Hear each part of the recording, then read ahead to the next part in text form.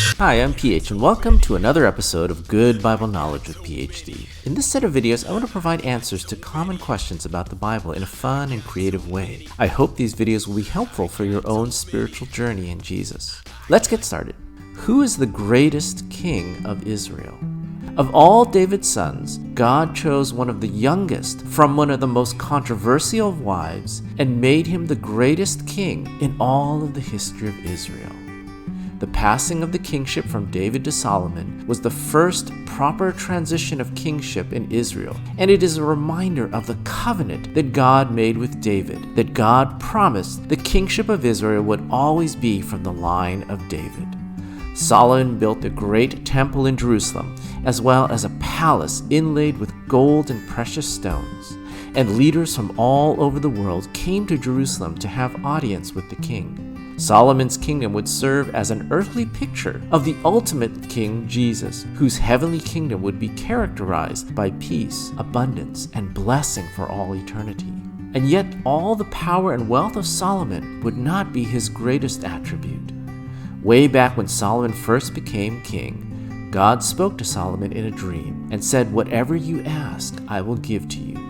Solomon humbly acknowledged that all he had was due to God's faithfulness, not only to himself, but to his father David, and he asked for one thing: wisdom. Solomon's request and heart so pleased the Lord that God granted him not only a spirit of wisdom, but every other blessing under heaven. One day, two prostitutes came before King Solomon. The first prostitute said, "Both of us gave birth to children. But last night, this woman's child died in his sleep. And yet while I was asleep, this woman exchanged her infant for mine." The second prostitute insisted that the live infant was hers. As the two prostitutes argued vehemently, Solomon made his decree. He said, "Bring me a sword, cut the infant in two, and give half to one woman and half to the other." At this, the first woman cried out, "No, give the child to the other woman." But the second woman said, "Divide the child so that he will be neither mine nor yours."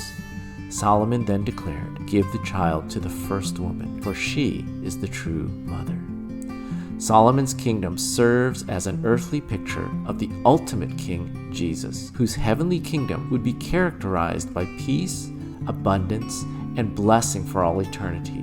When Jesus, the Son of God, the great King of the universe, came to earth, he would not only welcome kings and princes, but also sinners and the rejected from society.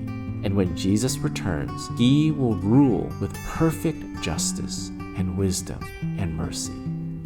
Thanks for listening to another episode of Good Bible Knowledge. We'll see you next time.